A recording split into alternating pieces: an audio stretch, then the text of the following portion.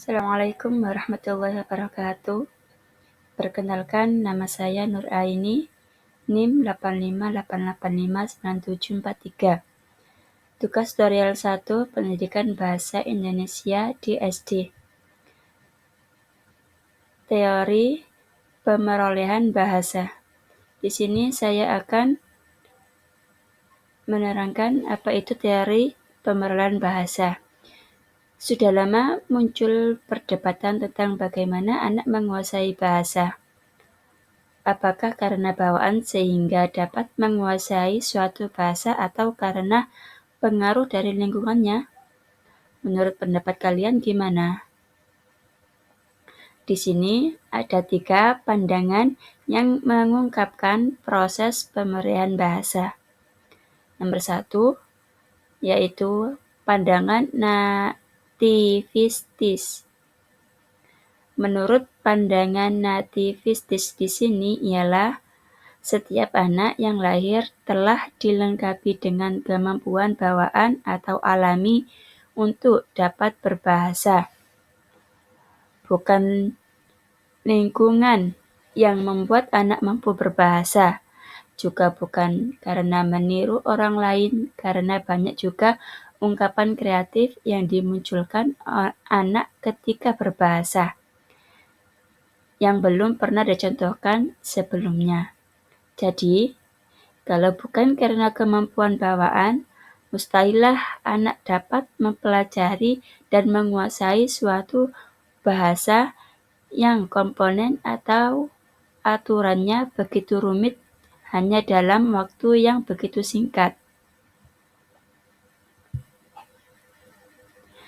Kemampuan bawaan berbahasa itu disebut dengan piranti pemerolehan bahasa atau LAD, Language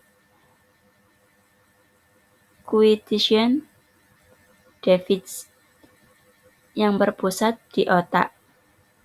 Piranti itulah yang membuat anak dapat berbahasa, sebagaimana halnya sirip dari seekor yang memungkinkan seekor ikan bisa berenang.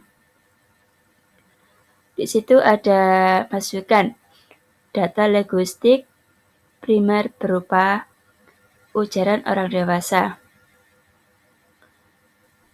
Kepedalan, ada 2 prinsip atau struktur belajar dewasa secara umum, beserta kompetensi gramatika. Keluarannya, ujaran anak. Yang kedua yaitu ada pandangan behavioristis. Apa itu pandangan behavioristis? Menurut behavioris, penguasaan bahasa anak ditemukan oleh rangsangan yang diberikan lingkungannya. Anak tidak memiliki peran aktif, hanya saja sebagai penerima pasif. Perkembangan bahasa anak terutama ditentukan oleh kekayaan dan lamanya latihan yang diberikan oleh lingkungan, serta peniruan yang dilakukan anak terhadap tindakan berbahasa lingkungannya. Yang terakhir atau yang ketiga, di situ ada pandangan kognitif. Apa itu pandangan kognitif? Menurut pandangan kognitif, penguasaan dan perkembangan bahasa anak ditentukan oleh daya kognitifnya. Lingkungan tidak serta-merta memberikan pengaruhnya terhadap perkembangan intelektual dan bahasa anak. Dan kalau si anak itu tidak melibatkan secara aktif dengan lingkungannya, dengan kata lain, anak berperan aktif untuk terlibat dengan lingkungannya agar penguasaan bahasanya dapat berkembang secara optimal. Baik, terima kasih dari saya. Apabila ada kata kurang lebihnya, Saya memohon maaf. Assalamualaikum warahmatullahi wabarakatuh.